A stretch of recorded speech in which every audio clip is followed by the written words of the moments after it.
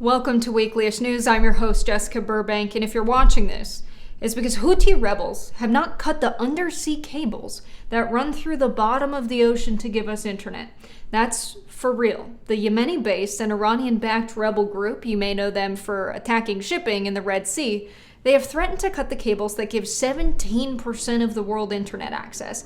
And if this is the first time you're hearing that the internet is run off of cables in the bottom of the ocean, you are not alone. That's apparently completely for real, which is crazy, but what might not be for real is Houthis' capabilities in actually getting this done. Reportedly, Houthis posted a map showing the undersea cable routes on the Telegram messaging app.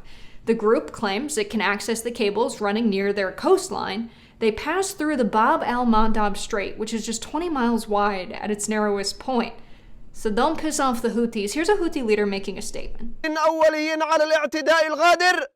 الذي تعرضت له قواتنا البحرية من قبل قوات العدو الأمريكي. It seems like someone's already pissed off the Houthis. لن يبقى أبدا بدون رد. Just wanted to show you the vibes. Reportedly, he said the attacks on the Houthis would not be without response. This was a few weeks ago, so maybe cutting the cables is the response. But a former Royal Navy guy told BBC that he thinks it's a bluff, that it's deep and busy and it would be pushing it to believe the Houthis could pull this off. He said they would need, quote, an ally with the capability, so someone with, quote, a submersible plus the ability to locate the cables. It sounds like they already have the map, dog. But Iran might be the one to help, but a different Royal Naval guy, Tom, said Iran just doesn't have the submersibles to get it done. So my thoughts is that maybe the Houthis would team up with the orcas and they would go and get it done. أوليين على الاعتداء الغادر الذي تعرضت له قواتنا البحرية من قبل قوات العدو الأمريكي. إن القوات المسلحة اليمنية تؤكد حرصها الكامل على استمرار حركة الملاحة في البحرين الأحمر والعربي. I kind of feel like the orcas would be down. There was a White House press conference today. Karine Jean-Pierre gave a statement on the administration's gun control efforts. Then she passed the mic to John Kirby, who answered questions about what Israel's doing with the billions of dollars worth of guns and more intense weapons we gave them.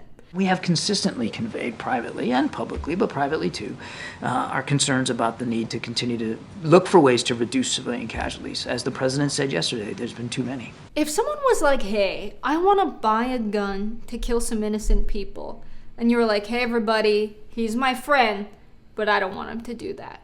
And your friend goes, hey, buddy, can I have $500 for weaponry? And you go, okay, that's a metaphor, because that's literally what the United States and Israel are doing right now, except it's way more guns and bombs. It's the most advanced military technology in the world. John, do you have any indication that the Israelis are holding off on a Rafah offensive because of the strong words that President Biden has had about this issue? I don't know that we have any indication that of their timing one way or the other, Jeff. And that would be something for them to speak to. But as you heard the president say, we don't believe that it's advisable to move forward with a major operation in Rafah unless or until there has been proper accounting for all the civilians that are there. They've pushed 1.5 million people onto a piece of land smaller than the size of some airports, and they're now starting a ground campaign. Does the White House believe there is any possible plan out there that would be executable, given the infrastructure situation within Gaza right now?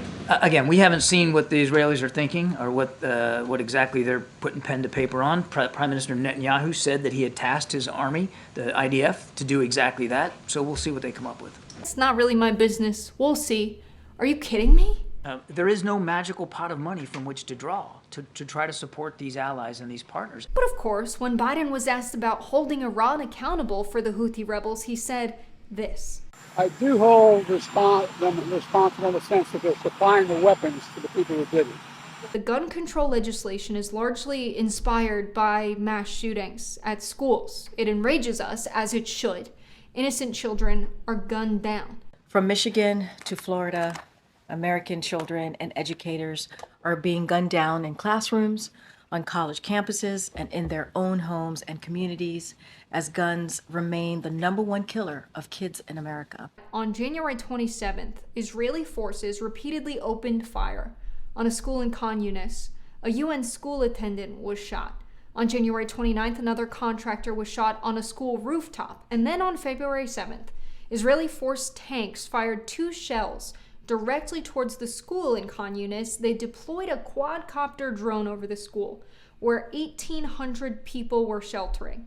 The principal was then instructed by Israeli forces to gather all the men and restrict women to a designated area. 800 men complied. They were photographed, forced to fully remove their clothes, and several individuals were beaten. 15 people were detained while completely naked, including a UN social worker. Their whereabouts are unknown. So my question is, how can you push for gun control at home and give guns to Israel to shoot innocent people in schools in Palestine? Are some kids' lives just worth more than others? Are some kids just expendable? There's a story circulating about a little girl. Her name was Hind Rajab. She was 6 years old. She was trapped in a car with 5 dead family members. Her uncle, her aunt, and her cousins. They were all killed by Israeli forces. They were fleeing northern Gaza. She was calling for paramedics for 48 hours. She's 6 years old. After many calls, she was also killed by Israeli forces, as were 2 paramedics in an ambulance that were on their way to her.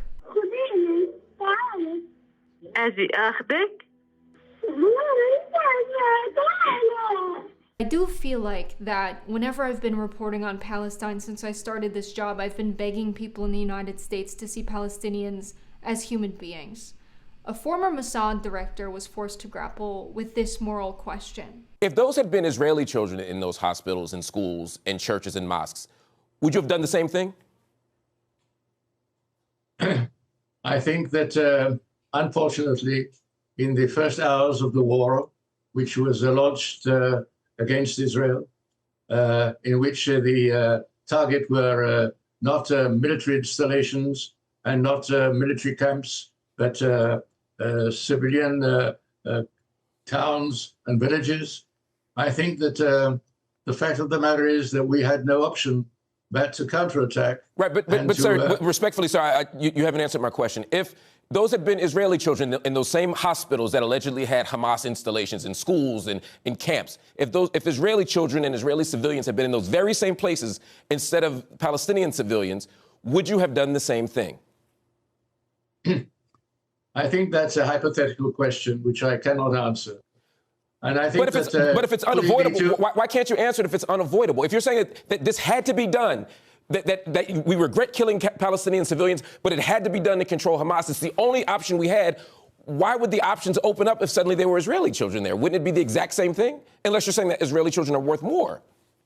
Notice how ambivalent he is when talking about innocent children's lives being lost in that clip, and how frustrated Mark Lamont Hill is with continually trying to get people to just see Palestinians as human beings. As of February 10th, at least 27,947 people have been killed in the Gaza Strip since October 7th. 70% of those killed have been women and children. There was a pro-Israel Super Bowl commercial paid for by Israel. If Palestinians had millions of dollars, they couldn't use it to buy a Super Bowl commercial. They would have to use it to buy food and water and medical supplies, and even still it wouldn't be able to get to them because of the Israeli blockade. Do you think the victim in a situation would be able to kill 30,000 people, remove their access to food, water, supplies, and limit their internet access, and also run an ad costing $7 million for 30 seconds? No.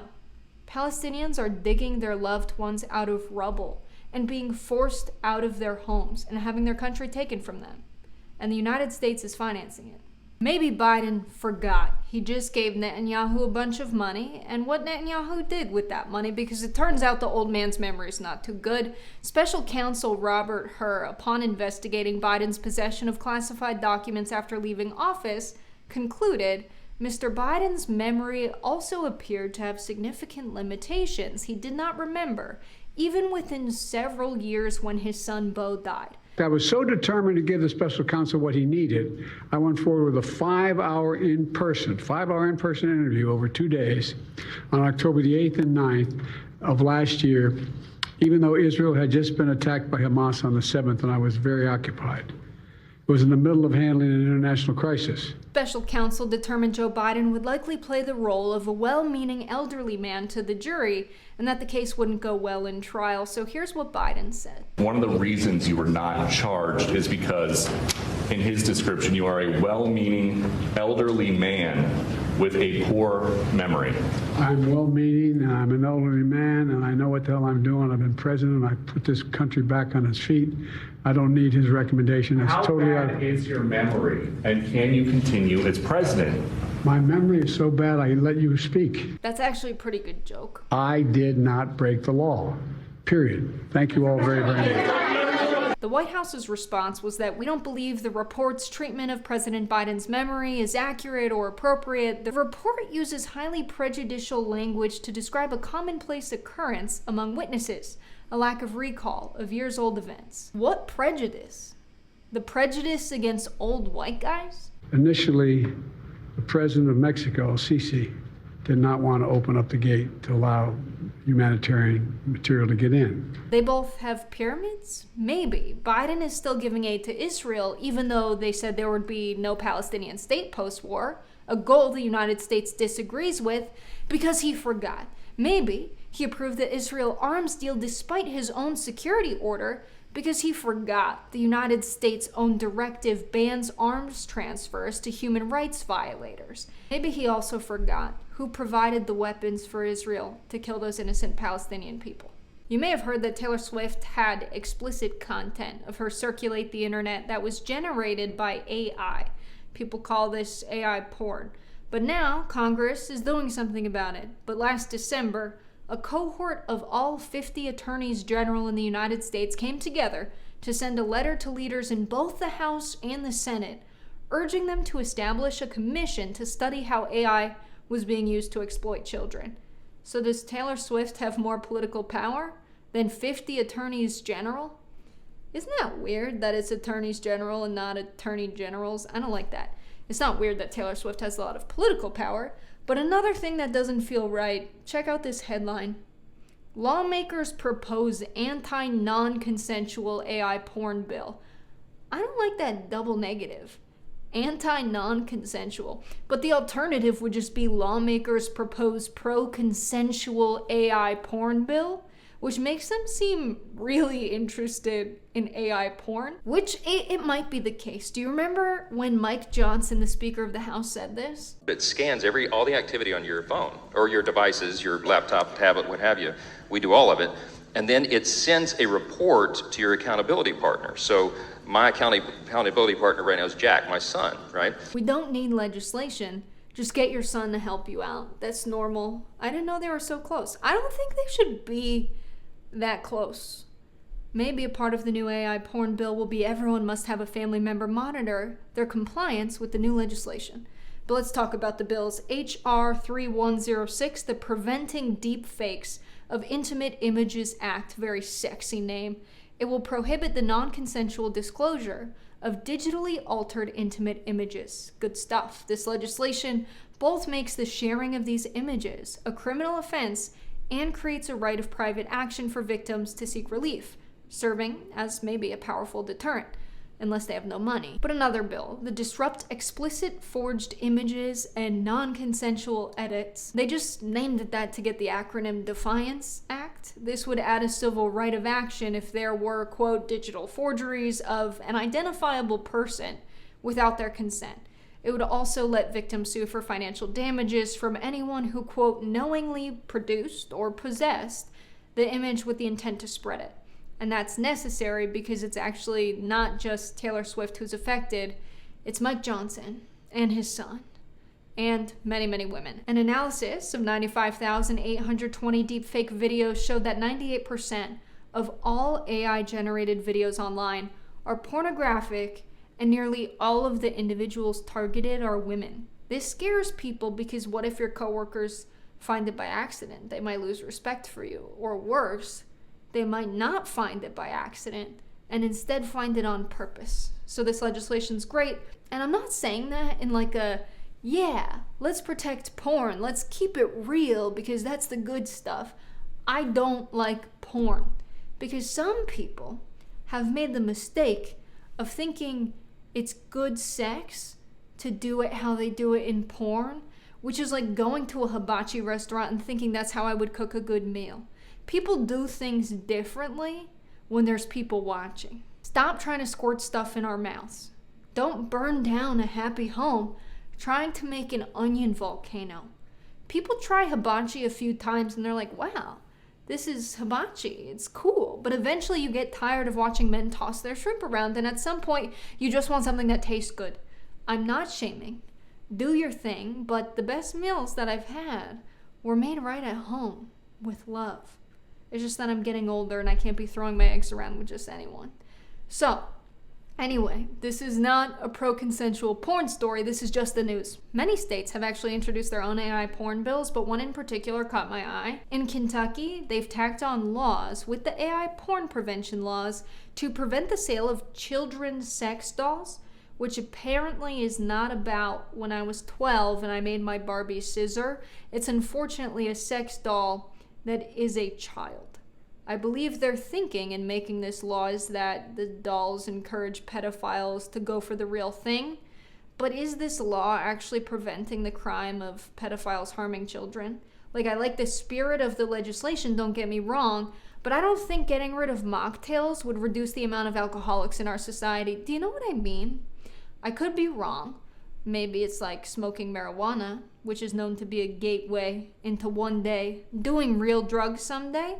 Or were those people gonna do drugs anyway? Do you get what I'm saying? The thing that really gets me about this is, as a woman, there are women's sex dolls. The men using those, do they ask the doll for consent? Are they practicing really for eventually being with consenting women's sexual partners? As a woman, I just wonder if we should just ban those too, because the guys who use the sex dolls don't tend to move on to the real thing without doing a crime either, do they? Everything's getting very complicated. I should also mention, for the grandmas and grandpas out there who I hope really enjoyed this segment, that there is also an AI law to tackle those scams where they use the AI voice of a loved one on phone calls. It's not that I don't think young people can be the target of this sort of crime too, it's just that we never really answered the phone. So anyway, February 8th, 2024, the Federal Communications Commission declared that calls using AI-generated cloned voices fall under the category of, quote, artificial or pre-recorded voice within the Telephone Consumer Protection Act, and therefore are generally prohibited without prior express consent. I am pro-consensual AI phone call scam, but I am anti-non-consensual AI phone scam. Texas sued the federal government because Border Patrol agents, who are a part of the Department of Homeland Security, cut some razor wire along the Rio Grande. The National Guard of Texas didn't like that. They said it's state property and you're interfering with our stuff. On Monday, the Supreme Court ruled in a 5-4 decision in favor of DHS, the Department of Homeland Security. Here's the story of what happened from the official Supreme Court documents. On January 12, 2024, at approximately 9 p.m., Mexican officials advised Border Patrol of 2 migrants in distress on the U.S. side of the river in the area near the Shelby Park boat ramp. Speaking through the closed gate, the guardsmen refused to let the acting supervisor enter because they had been ordered not to allow Border Patrol to access the park. The guardsman at the gate called the Texas National Guard sergeant on the phone, on speakerphone, and the Border Patrol agent's acting supervisor again explained the situation, but the staff sergeant denied the acting supervisor access, conveying that Border Patrol was not permitted to enter the area, quote, even in emergency situations. The following day, Mexican officials confirmed to Border Patrol that the 2 migrants, who Mexican officials had been reported were in distress on the U.S. side, had attempted to return to Mexico, and they were rescued by a Mexican government airboat while suffering from hypothermia. Mexican officials also confirmed that they had recovered the bodies of the 3 drowned migrants and had rescued 2 additional migrants who attempted to cross that night. So now there's threats that Texas is going to secede, of course, because Border Patrol wouldn't let them set up deathly traps on the Rio Grande. They want to secede from the United States because the Supreme Court said, don't do stuff that kills people. These are migrants risking their lives, fleeing war and famine, that the United States, by the way, had a hand in causing by intervening covertly and militarily across Latin and Central America. And in case it wasn't clear that they wished to kill these migrants, Representative Morgan Luttrell, a Republican from Texas, introduced legislation on Thursday. This ruling from the Supreme Court came in on Monday. This legislation would give the National Guard the power to use lethal force against armed invaders crossing the southern border into the United States. It's called the Defend Our Borders from Armed Invaders Act. Was the woman and 2 kids who drowned coming to conquest and plundered Texas? Amidst all of this drama, there was actually a huge drop in illegal crossings in Eagle Pass. Per CBP sources, there were 71,048 apprehensions in December and 16,709 apprehensions in January. That's a 76% decline in 1 month. Do you believe if Joe Biden's approval rating was at 53%, we would even be talking about the border? Troy Nels, a representative from Texas, said, I'm not willing to do too damn much right now to help a Democrat and to help Joe Biden's approval rating. If there's a crisis at the southern border, a real crisis, a real invasion, you would probably care more about that than Biden's approval rating, right? Troy Nels went on to say Congress doesn't have to do anything to secure our southern border and fix it. Troy Nels also said to CNN, I will not help the Democrats try to improve this man's dismal approval ratings.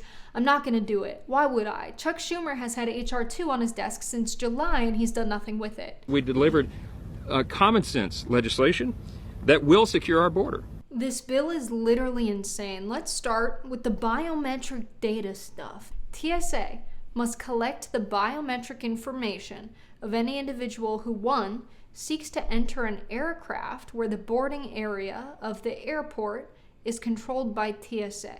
2, they don't present an accepted identification document. And 3, the TSA cannot verify this person's a U.S. national.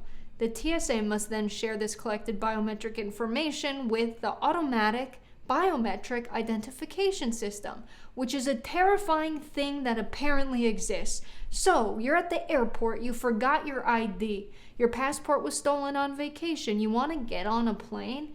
Give the US government your unspecified biometric data. The bill also imposes hefty fines, which makes sense because traditionally migrants coming over the southern border are very wealthy. So if you don't have $500 to $1,000 on hand, okay, we're just gonna put you in prison and pay for their food and housing, which is undoubtedly more expensive. What if they have kids?